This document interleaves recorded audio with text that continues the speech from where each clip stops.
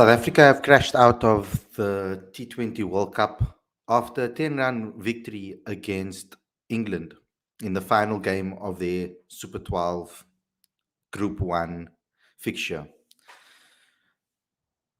I have to start off by saying, first and foremost, that I'm extremely proud of the Proteas' performance during this World Cup. I know I'm wearing an old shirt of a year and it still has the old sponsor. I would love one of their kids, if they're watching the show, to please send me one of yours, maybe signed, or maybe give a couple of signed shirts that we can give away to the fans, maybe down the line. But first and foremost, I have to say I'm very proud of the performance, particularly in this final game. They took on in my eyes, one of the best or the best team in the tournament.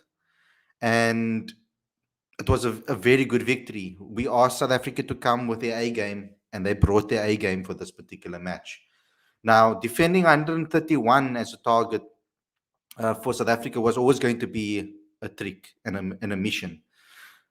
What I was proud about and why I'm proud about this performance and this World Cup campaign is because how we constantly progressed throughout the tournament and got better and better and better. Now, a lot of people will say that the tournament was lost in that Bangladesh game because we didn't chase down the total quick enough.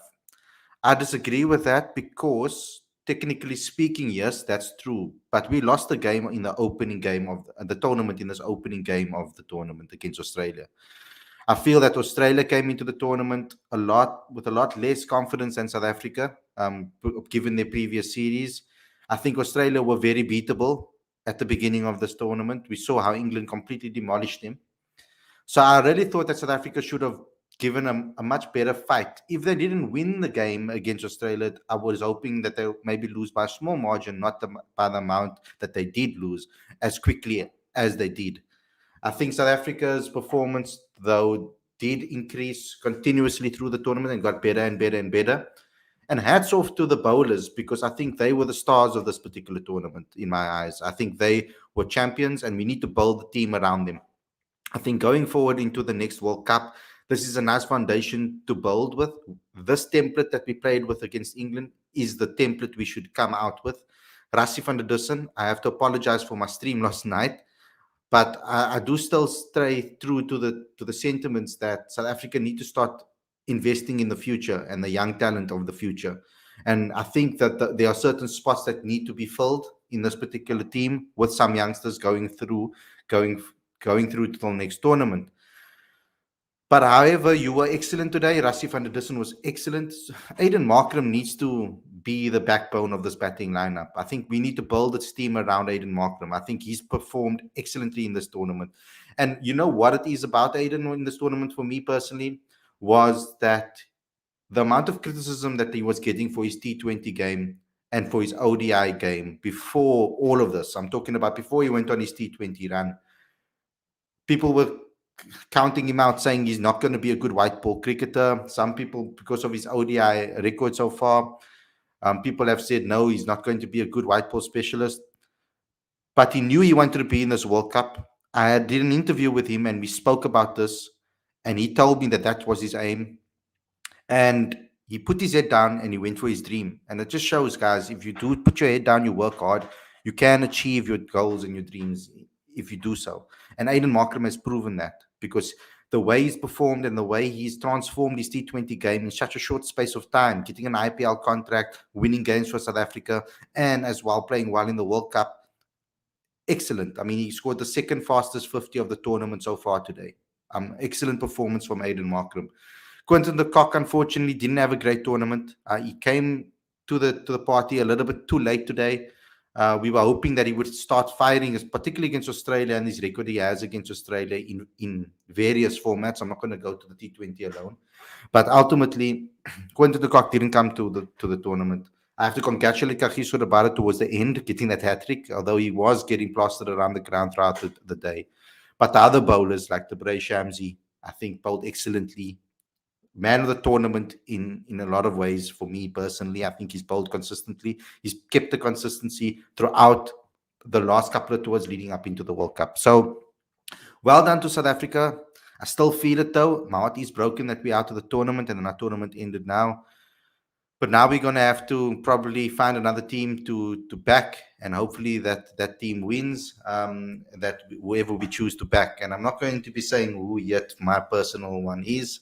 I'm going to be assessing Pakistan. Whatever happens in the tournament. So I'm going to bring on the guests. Before we get the guests on the show and the panel on the show, I want you guys to please subscribe to Cricket Fanatics Magazine monthly. It's 100% free. The link is in the description. I also want you guys to subscribe to this particular channel. Try to click that notification bell as well for all future videos. But it's a call-in show today. So it's a fan call-in. All of you guys get an opportunity now to call in on the show and have your say. So the link will be in the description as well as pinned to the live chat if you want to have a go and give your thoughts on this particular match. So without further ado, guys, smash the like button, of course, share this with all your friends and family, and get involved in the comment section. Let's get into today's video.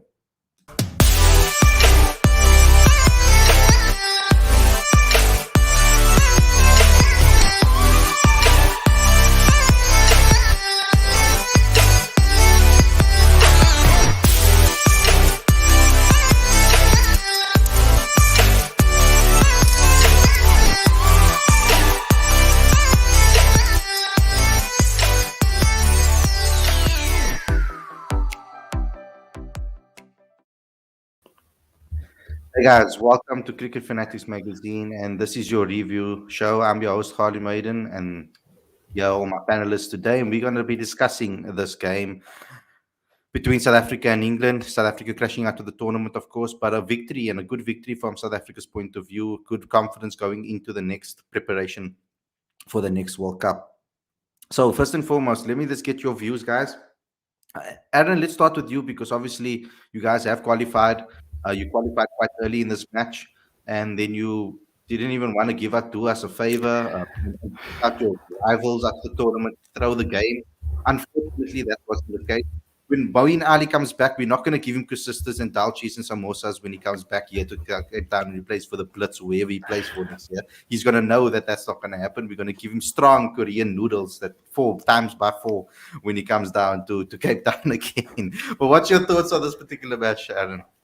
Well, first of all, gents, commiserations to South Africa because, as you know, I do have sympathy towards the Proteas. I have my Proteas shirt upstairs as well, and I'm going to be honest, they punched above their weight, in my opinion. I predicted South Africa to be third or fourth in this group, and they have finished third, but they've won 4 out of 5 games, so I think they should be immensely proud in that regard. And as I said, they put in such a fantastic shift today.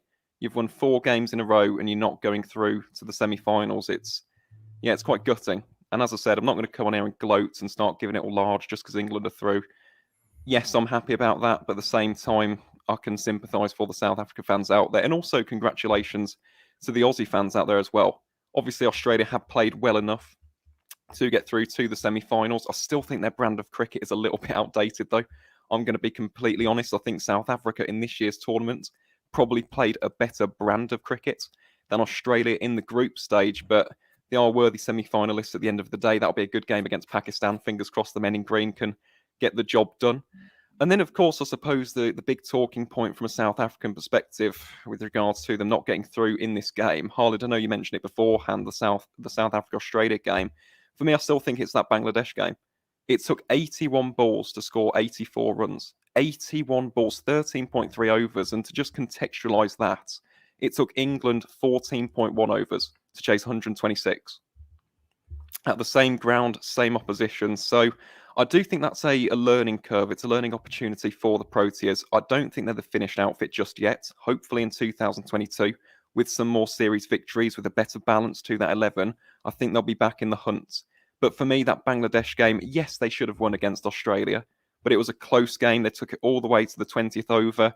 They didn't score enough runs, so I feel like Australia deserved to win that, personally speaking.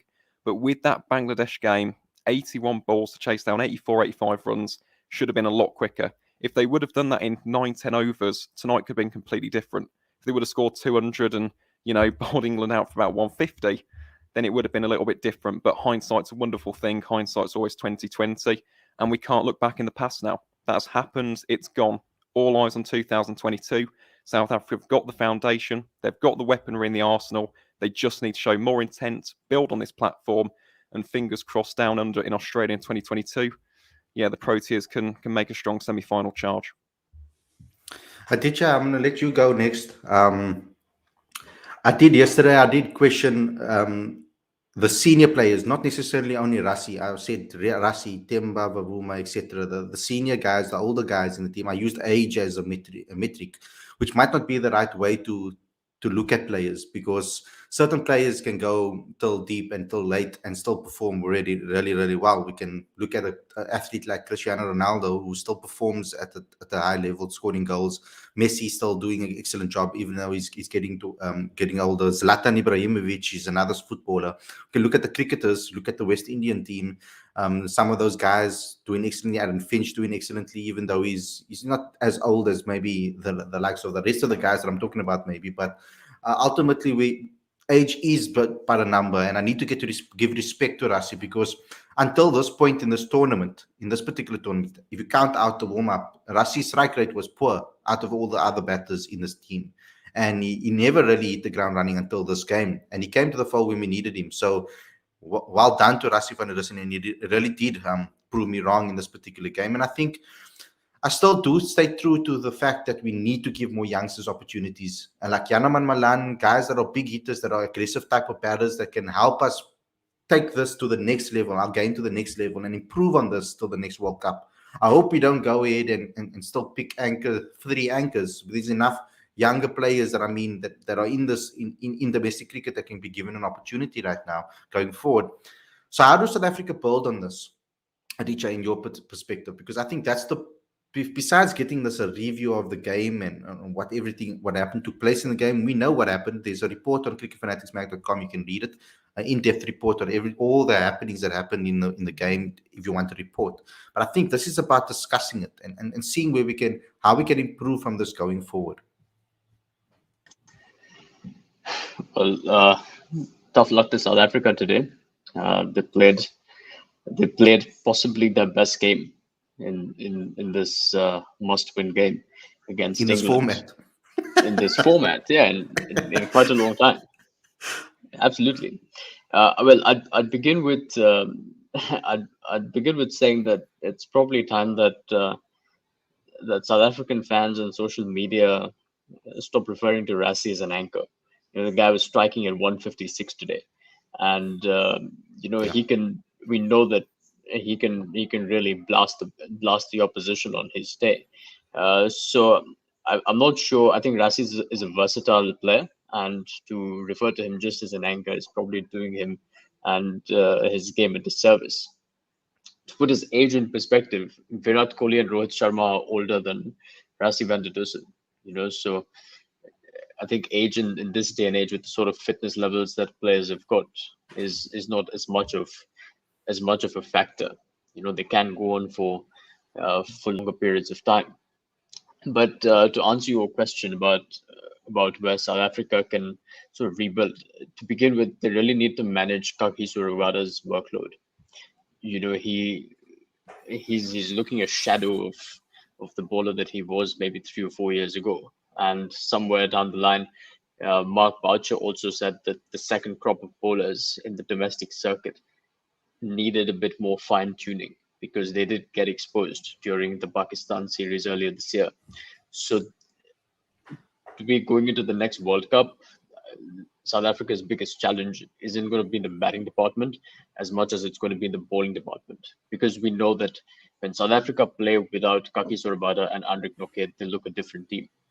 And somewhere down the line, there needs to be better planning and possibly find a way to maybe create two separate teams with minimum overlap of players between red ball cricket and white ball cricket. But in saying that, I think South Africa have had a pretty good World Cup. Going by, with the exception of that one loss which they took to the last ball, I think South Africa can be proud. And from what I've seen on social media up until this point, is that virtually everyone has said that South Africa's progress has been great. If only they'd scored quicker in that game against Bangladesh, things could have been different. And I'm still a bit confused about that, because when KG came to that press conference after that game, he said that they were told to finish the chase in under 15 overs. So I'm wondering if they got their calculations wrong. It baffled Because me as if- well. It's not the I first talked time to for South Khalid Africa. about that the other day. I said, if the message was get it in 15 overs, which is less than 6 an over, what is the point? Yeah, if it's a case of the analyst getting it wrong, then I mean, I'm baffled, because this is probably the second time since 2003 that this would have happened. And I think I don't know what to say, because I know everyone's talking about South Africa's intent against Bangladesh, and what if they'd gone better, but you but if that's the instruction that they were given, and I know Rassi's gotten a lot of hate on social media for that, but I think if he was told that you have until 15 overs to chase down 85, then I don't know what more you can expect from a player. They got it done in 13. So I think someone's got to question the analyst and the management in general as to what were they thinking when they were going out to chase that total. But yeah, Someone overall, I was think doing South Africa should be proud. someone was doing some Mark Wool maths there. I don't know if you heard him the other day, but he was saying like, oh yeah, 12 times 8 is 76 the last time. But Because yeah, yesterday Crazy. India got their 80 odd runs within 42 deliveries or something like that.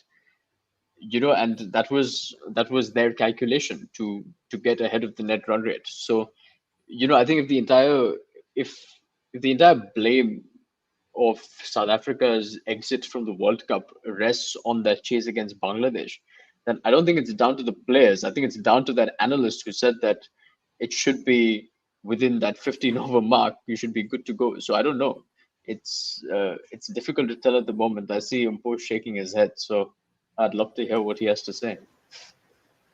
Before we get to Umpo, because Umpo is going to go on a proper rant, I feel. Let me just go to Werner. yeah. I agree with Khalid. I think we lost the game because of the first one against Australia. Oh, we went out in the semis because of the game against Australia. We really messed that up badly. That was probably our worst batting performance in a long time, and we could have easily gotten 20 runs more there and probably defended it against Australia. We were coming in with not a lot of game time, with Warner and Finch not being in form. Stark hadn't really got going yet, so that's really the game that we should have won, and we wouldn't have had any pressure coming into this game.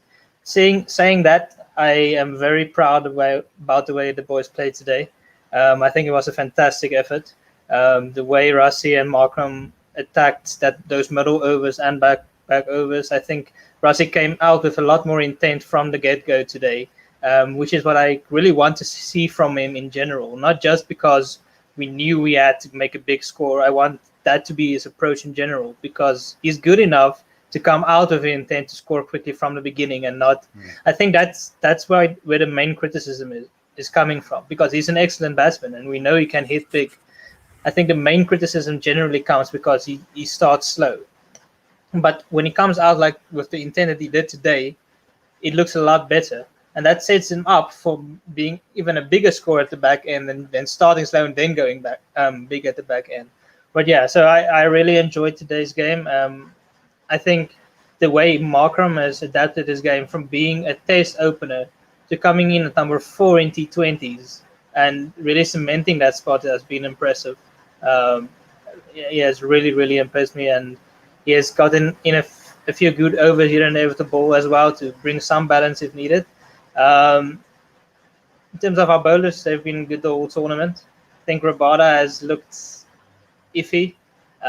He had that one very good game against Bangladesh. Today, he bowled a bunch of balls into the slot.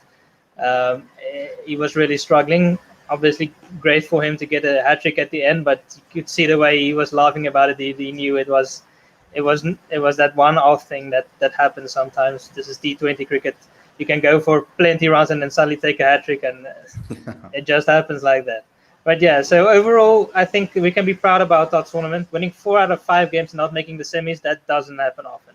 That you can look at the other group and think India has lost 2 games already, and still they might still get into the semis if Afghanistan beat New Zealand, and they then win Namibia comfortably. So that just shows how crazy it is that we have won 4 out of our 5 games and still we're not making it through. So yes, it's come down to net run rate. Yes, we can look at the Bangladesh game. I spoke about it that day as well, that I wasn't happy with the way we approached it. I thought we could have been more attacking. But in saying that, that pitch was a lot more difficult than the one Australia played against Bangladesh. It was moving around a lot more. Tasking Ahmed was bowling fantastically well. We lost 3 early wickets. So it was a lot more difficult to chase it than in 7-8 overs than it was for Australia. So yes, we can learn from that. We can say we should have approached it differently. Definitely the word coming from the backroom staff saying we should chase it to 15 overs made no sense to me. The moment I heard Rabada say that, I was like, what are you talking about? Minimum 10, maximum 10 overs. That would still only be just above 18 overs. So I don't know what the thinking process was at all. But overall, as a whole, I'm happy with how we have performed, and I think we're growing. And I think the core group should probably stay the same. We should now be looking at the main slots that still needs to be filled. We need attacking hitter at number 6. We can't be playing Riza, Rasi, and Tembal. Riza, as good as he can be, it doesn't fit in with the balance of our team at this stage. We need someone in the domestic scene, whoever it is, in this next year leading up to the next World Cup, to come in there and really cement the spot at number 6. Someone who can come in and hit from ball 1, ball 2. And then we need to look at, I believe, a second pace bowling all-rounder slot. We bowled brilliantly in this tournament, but going into Australia, it's going to be different. We're probably not going to play with 2 spinners. So we're going to, I would prefer a second pace bowling all-rounder than another bowler that would weaken our batting lineup. But I said a lot now. Mpo can go on his run. Take it away, Mpo. Guys, I'm not gonna rant. Well, I'm angry. I am very angry. Here's my problem. We can't be saying Bangladesh this, Bangladesh that. That you were supposed to beat Bangladesh. That's the minimum that you had to do. I don't care about net run rate because net run rate doesn't bother me. The big issue about this tournament is winning games you should be winning. And Australia, you should have beaten them. You had 2 months to prepare for Australia. They were lackluster coming into the tournament, playing with you. They had so many questions along that batting lineup. And somehow, this team decides to not show up on the day. And they will learn. I hate this thing because every tournament, South Africa's been learning. And so it's an irritation of mine because, like, guys, when are we going to start asking these guys to do something, to do the job? The job today was to bowl England out for 131. We didn't do it. That's fine. It's a great win. But outside of that, there isn't much that you can do because yes, it's an awesome win. Yes, you got 4 wins, but you got the wrong set of 4 wins. And by losing to Australia, you gave away control of this tournament to somebody else. And that for me is more criminal than anything else. You can come say, yeah, they've improved. No, they haven't. This was the first score they put above 170 in God knows how long. Well, that's that Pakistan game, but that was a warm-up game, and we'll give them that. But who counts warm-up games? So for me, I look at this team and I'm like, I hope that we don't go into Australia with a similar lineup because that's not going to work. And I hope we don't go to Australia with the same way that we played. Because the problem is we've faced England, I think, 7 times since that World Cup. And this is the one game they've actually beaten us. The second game they've actually beaten us since the 2020 series. And the biggest problem with this was it got to a point where you kind of sat there going, England's got the formula.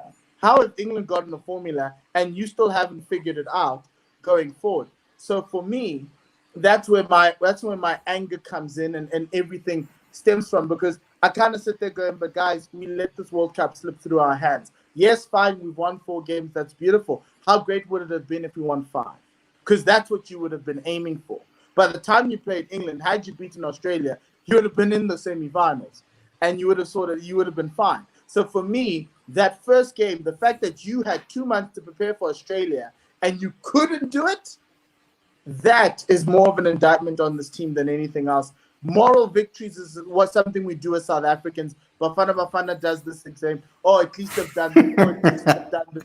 Or at least they've done this. We're moving it to the Proteas. And now it's like, oh no, but at least we beat England. No, we didn't do the job. The job today was to qualify. We did not do the job.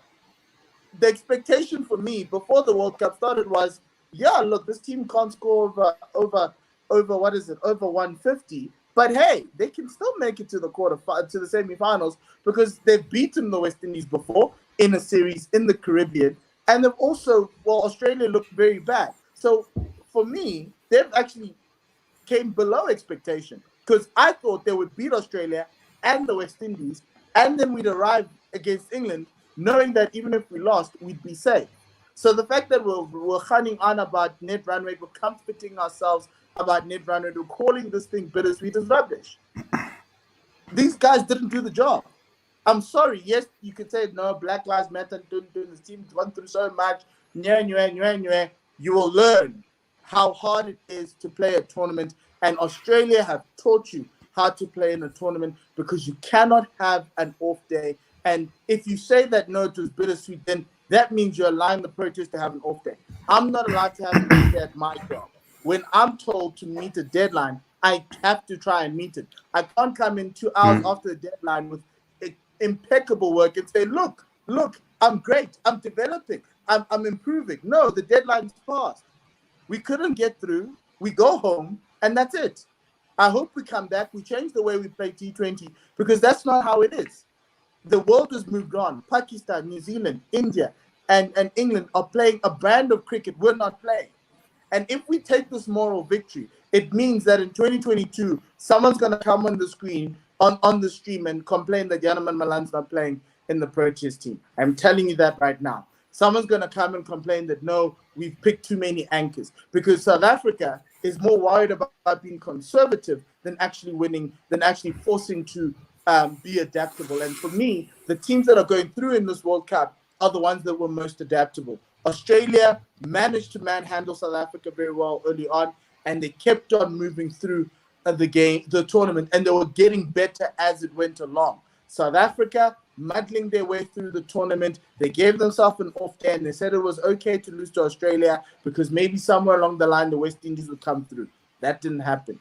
Never rely on someone else to do a job you were supposed to do. That's the lesson for today. And the teams that deserve to go through went through. Net run rate is a much of a muchness because at the end of the day, you can blame Bangladesh, you can blame whatever it is. South Africa cost themselves. That's what it was. And I love the fact that there'll be excuses being thrown around. Bangladesh, the pitch, everything else, instead of the team looking at themselves and saying that they weren't good enough. Because South Africa were not good enough to go to the semi-finals. Same thing with India.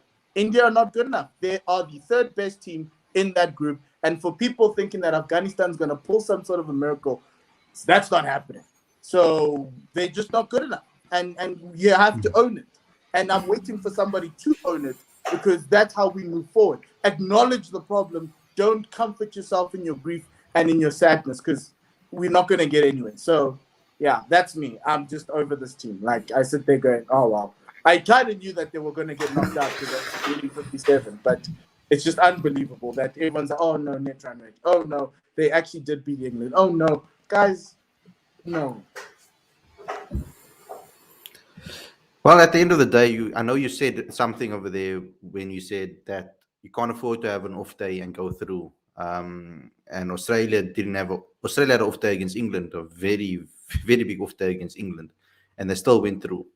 So, yes, I agree with you on the fact that we needed to win that first game against Australia, and I was very upset that we didn't because, like I said beforehand, I think that's where we lost the tournament. The Bangladesh thing, yeah, okay, we could have chased it down and been smarter and analytically and all of those type of things. And that was quite surprising what Aditya mentioned about KG Rabada and stuff and what he said. That was quite surprising. But that, if you look at it, I don't think that's necessarily where we should have where we lost it. We should have went into the England game knowing, like, if we win this game, we definitely qualify. If we lose this game, then maybe net run rate will help us, or whatever the case may be, to go through, whatever the case may be. But the Australia game was a big disappointment, and the South Africans do need to look at themselves So, when it Khaled. comes to that particular game.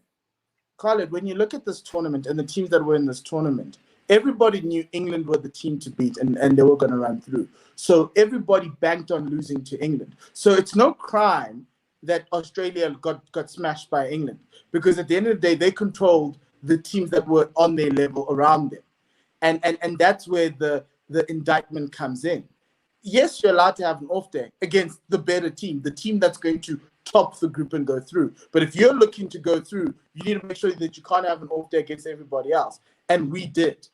And it's sad, because you beat the best team in the group, but you go out because you lost to another contemporary along the way. And that's where this team lacks that nuance, that ability to manage a tournament. Because I sat here, spoke about it on my podcast, and I was like, win the first two games. It's so easy, because you know who you're facing. You know who you're facing. And they came and they arrived at this World Cup cold. And it wasn't even, you can't even blame Black Lives Matter, because they weren't even kneeling in that game. So for me, that the fact that they looked undercooked in the first game tells me a lot about the management of the side, more than anything else about how we beat England today or anything else at the back of things, because you arrived at a test unprepared for question 1. You smashed question 5, but you missed question 1. But Aaron, looking at this particular tournament, like, especially you mentioned it yourself. You said you didn't expect South Africa to even win as many games as they did, and so from a positive point of view, when you take out the negativity, we're really obviously disappointed about everything, and we're obviously going to speak about it.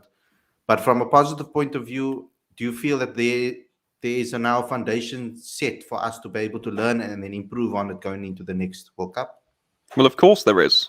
But as Poe did actually allude to, how long have we been saying that as fans of South African cricket?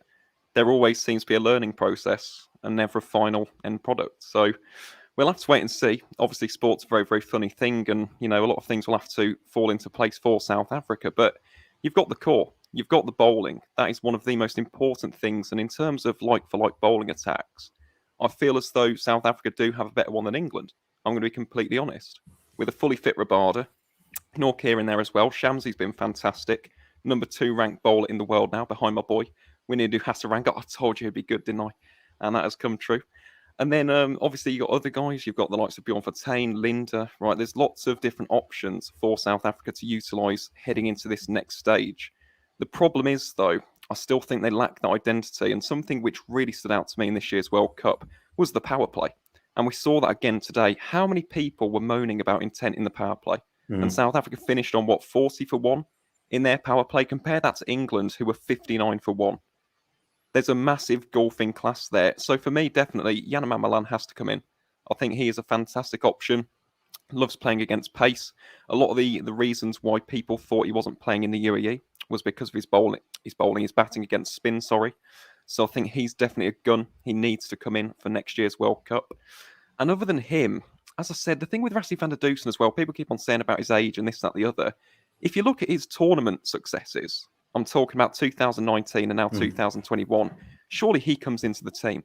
He's a big game player. He takes opportunities. He gets big scores. He scored 95 against Australia, didn't he, in 2019? He's been excellent in this year's tournament. So I do see him having a future as well. So you've got the building blocks. But for me, I still think it, and I say all the time with South Africa, identity. How is this team going to win games? You've got the bowling attack. You can absolutely breeze oppositions away with Nortje Rabada. Those two are absolutely fantastic. Pretorius continues to impress as well. I know he had a little bit of an off game, perhaps tonight, you could argue. But for me personally, I do see him having a future as well. But it's with the batting.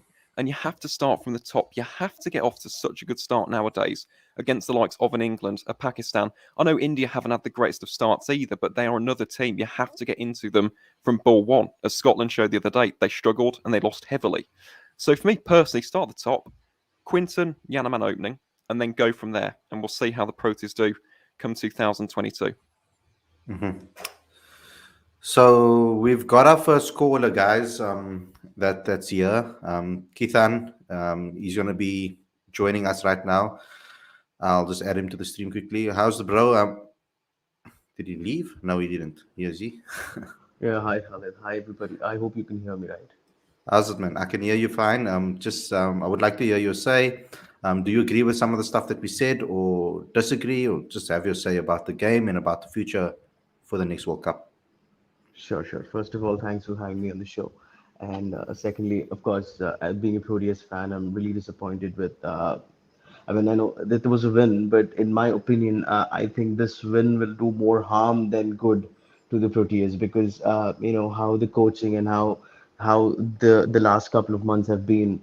This win will probably be a consolation win, which would make the coaches think this sort of play is more suited for the Proteas, and they might just continue doing the same because they would then think, you know, you've won 4 out of 5 games in a World Cup. You've won against England with the same strategy that you've been using for about like how many months we don't know. So it might do more harm unless and until they change their perspective of how they want to go forward with the game. I do hope that it does not do the harm, but considering how Bouch has been doing things for the past 1 year or so, I have very less faith in Boucher. I'm sorry to say this, but with respect to the balance, you know, they've been a lot of questions asked even before the World Cup or even in the West Indies when they went on. But then most of them have not been addressed, to be frank. I mean, it's good that we've performed well, but the questions were not addressed. It's just that the same core had performed better than what they were doing before. And I know me talking about the Bangladesh game, it's probably a rhetoric now that people have already talking about that so many times. But then, you know, at the last thought that I have after you know, getting out of the tournament is pinpointing at the Bangladesh game. You know, I just couldn't see Rasi batting in that game. You know, frankly speaking, I know he's had a great game, but still, you know, that was very. You couldn't just watch how the things were happening in that game. You were so angry that what these two guys were doing. I mean, Temba was still better, to be frank, you know. But Rasi's innings was really dreadful on that day. You know, probably the pitch was bad. We don't know sitting here, but still. And I think most of the players in Proteas, I mean, apart from the bowling, they do just enough to stay in the team.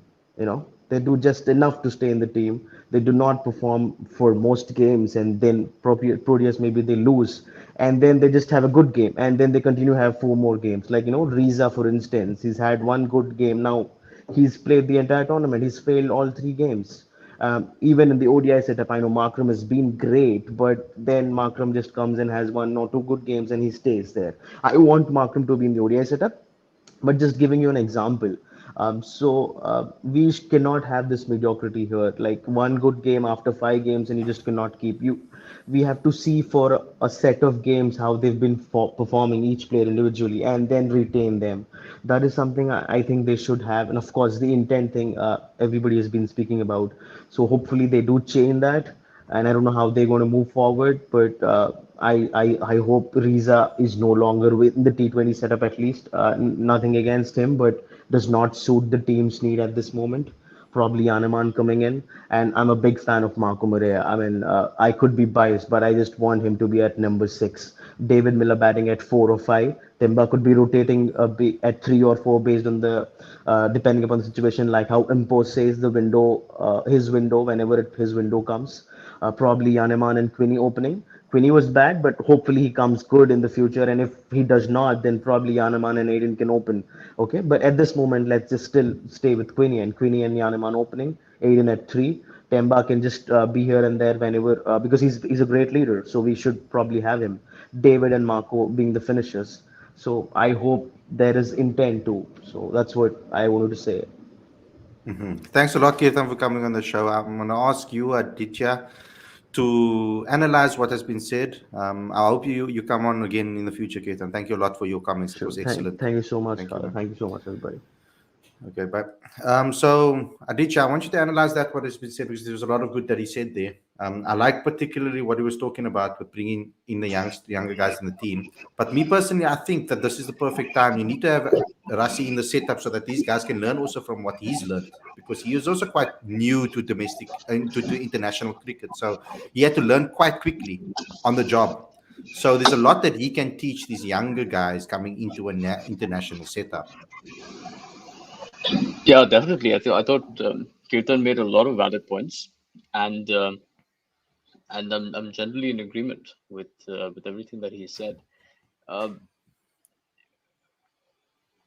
but I want to continue with what Aaron said and the points that he made about the power play, because we've been talking about Quinton de Kock's batting in the power play for quite a while, and uh, I hate to say it, but I feel like he's been given free pass for the last couple of years, where he's almost become this undroppable force in the team, despite the fact that his performance in white ball cricket has been fairly inconsistent. And I've, I've said this quite a few times because I think his game in T20 cricket has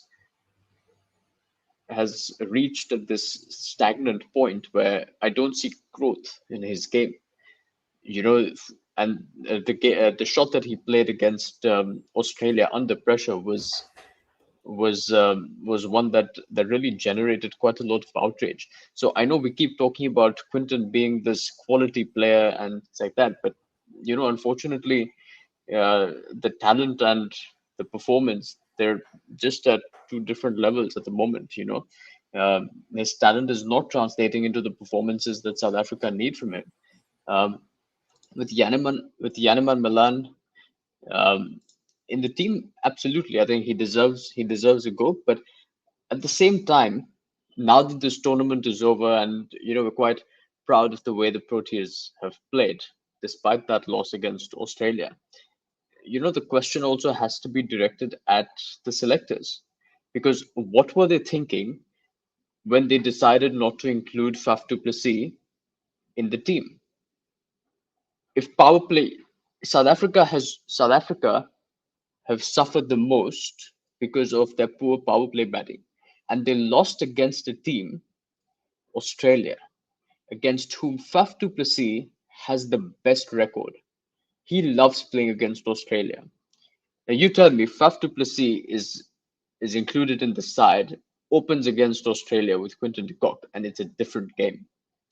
It's an absolutely different game. Not to mention his contribution in the field and as a leader. So we can say as much as we want about the structure of the team, and as Aaron says, the identity, the brand of cricket, finding backups for Andrik Nokia and Kagiso Rabada. But now is the time that we also have to question selection. Because if power play batting is what cost South Africa, then why was Faf du Plessis not included in the team? He had indicated his commitment to South African cricket since the day he retired from Test cricket. So that's certainly a serious question that deserves to be asked to the selectors. It does, and you know what? I'd almost forgotten about that, which is quite staggering. How on earth did Faf du Plessis, in arguably one of the best years of his career, he's dominated 3 tournaments in 2021, and he wasn't selected after dominating the IPL in these conditions? That has to be asked. That has to be raised. How on earth was he not in that team? How? Any other team in that competition would have bit your hand off if Faf du Plessis would have said, I'm available. I'm absolutely staggered. I'm going to be honest, Aditya, it's a great point. And again, can you imagine Faf du Plessis in the form of his life? He's hitting every single ball pretty much out of the middle. He's smashing 50s for fun, no matter the tournament, no matter the conditions. Staggering. Yeah. And again, questions need to be asked. Yeah, it's horrible. Can't believe that happened. That was one of the biggest travesties for me. I even asked the selector off air, on air. I asked Graham on air, off air. They thought no they did the John. right thing. They did. Oh, come on. They did the right thing. Werner, To the guys out there, please smash the like button. I saw how many guys were watching this show so far. So I want to see 50 likes on this particular video. Please smash the like button and share this with all your friends and family as well. Werner, take us home. Yeah, I agree with all of you, with all the points actually. We did talk about the non-selection of Faf extensively, and I said I couldn't believe it, and it doesn't make sense to me. Whether it be a contract issue or not, surely you would be able to figure that out before a World Cup. For such an important event, surely you should be able to figure something out. Pay him, he would probably play for half what his salary used to be, just to represent South Africa. That's the kind of guy he is. So I can't believe that they couldn't come with an arrangement or find the balance, whatever that might be. And I'm with Aditya on Quinton de Kock as well. He has been very disappointing in any world tournament, any World Cup Champions Trophy, T20 World Cup. He has been really disappointing. He hasn't, and his attitude while batting has just not. It just doesn't sit right with me. It's something about the way he looks at his bat and he slumps his shoulders and it looks almost like he doesn't care. I mean, he probably does care. I mean, I know he loves his game and he loves playing for South Africa, but something just doesn't quite seem right. So I hope he turns things around. I hope we say something completely different this time next year in the T20 World Cup in Australia. And then as I said earlier, I do think Rizal doesn't fit in with the balance of the team. But now with you guys talking about Malan coming in and being that aggressor, I just don't know, because what are we going to do with the lineup then? Are we going to say that means Temba is still going to come into the middle order? Because he's still going to be captain. He's going to be captain until the 2023 World Cup at least, right? He's been appointed for that period, and they made it clear. So that would mean Janneman Malan and Quinton de Kock, Rassie Markram, or Bavuma at 4, but that would mean Markram at 5, which doesn't make sense. Miller at 6 also doesn't make sense. So I don't know. It's probably going to have to be Temba opening with Quinny to get the balance right, to make sure that Markram doesn't bat lower than 4, Miller doesn't bat lower than 5, and then we have to get a new designated to whoever it is at number 6, whether it be Markram Malay, Lebbe, Donovan Ferreira, Richard, whoever might come into it. It's going to be tough for Janneman. Now, it sucks because I would open with him. I think he is the type of aggressor that we need in that opening position, but it would leave us with the same problem we have now with Riza opening, except for the part that Malan would probably be more attacking, but it would still mess up our middle order, because then what are we doing with Temba? Are we saying, okay, you're the designated captain, you're just going to float down the order 6, 7, if we need you, you come in?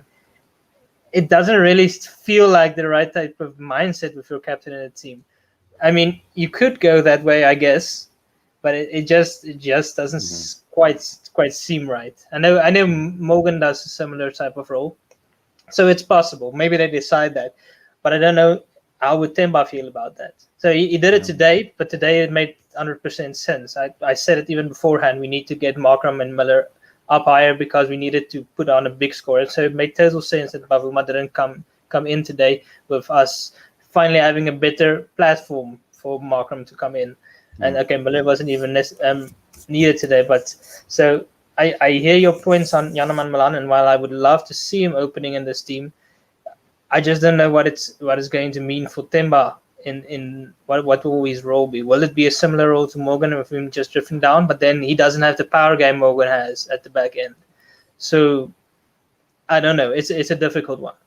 It's not just that either, Werner. I've just thought about this actually. When you look at that South African top order, they are all specialist batsmen, aren't they? The reason why Morgan has that flexibility with his batting position is that we have a Liam Livingstone or Ben Stokes. Yeah. We have an all-rounder above him.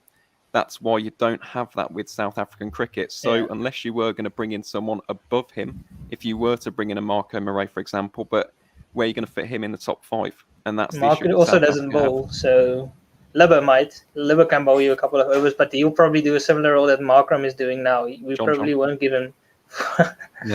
I don't see them going back unless he has a stellar MSL.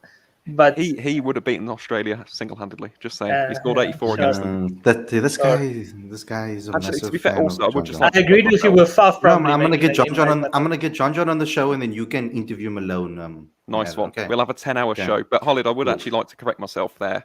Aidan Markram does bowl. I said none of them bowl. Aidan does bowl off spin. But I'm Yeah. talking about, a bona fide all-rounder. As I said, England, if needs be, can get 4 overs out of Ben Stokes or Liam Livingstone. We haven't seen. Or has Markram bowled 4 consecutive overs in this year's World Cup? He's bowled a couple. I think it's both 3 in a row and the 1 power play, but I don't think it was 4 in a row. He did do it against Sri Lanka, but those pitches were turning quite a bit. Yeah. And we're very suitable for the spin, so we bowled like 16 overs of spin, but that was different. But I also don't think that's a plan for him, right? Because ultimately he's going to fill that quota where he bowled 2 overs in conjunction with someone else who bowls 2 overs. I don't think the plan is for him to bowl 4 overs and to complete his quota. But I think the challenge for South Africa really, in addition to, I guess, in addition to facilitating the evolution of their batting, is finding bowlers of the quality of Andrik Nokia and Kaki Surabada. Because you take them out of this team and you bring replacements in, and they're not nearly as effective. If the team is going to be carried by bowlers, if they're the ones who are going to be winning you games, then they have to be as good as these two. And Boucher himself said on the record that the ones coming in need a fair bit of work. So I suppose my question to the management and selectors is that, sure, there can be all this focus on the batting, but if KG and Anna are not in the team, then the bowling is of equal concern. Yeah, that's true. Guys, we're going to end it there. We're going to have a full podcast tomorrow evening as well, discussing probably a topic on this, and putting a focus on it, of course, probably looking at the future as well. But guys, thanks a lot for tuning in. I want to see 50 likes on this particular video. Don't forget to subscribe and click the notification bell. But also don't forget to subscribe to Cricket Fanatics Magazine monthly. The link is in the screen, and you can click the eye on the top right of the screen as well. So please go ahead and do that. Every issue is free, including the current World Cup edition. Thanks a lot for everybody for watching. We'll be working on our next issue very, very soon. We're going to try to get it out the day after the World Cup. Aaron maybe can do a World Cup celebration one, talking about what South Africa can learn from England if England win the tournament, or from Pakistan if Pakistan win. We're getting ahead of ourselves here, boys. I think either or will be a good one for us, because we'll learn something from England if they win it, and we'll also get satisfaction out of Aaron's misery if Pakistan win it. So hang on, there won't be any misery. Actually, let me just hold you right there, Khalid. If Pakistan win, New Zealand win, if India go through, if Australia win, so be it. They're worthy winners at the end of the day, right? I'm not going to complain. I'm not going to sit here moping, and I'll tell you why I'm not going to sit here moping. Because England hold the 50 over World Cup, and I've still got 2 years to enjoy that. So, yeah, that's all I'll say. Then give the article to Aaron. He's going to somehow fit John Smuts in there.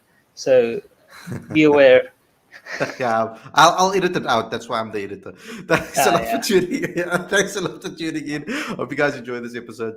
We'll see you again tomorrow with another show. Enjoy your Sunday, guys. Have a relaxed one. Thank you for all the support. I'll see you very soon. Cheers.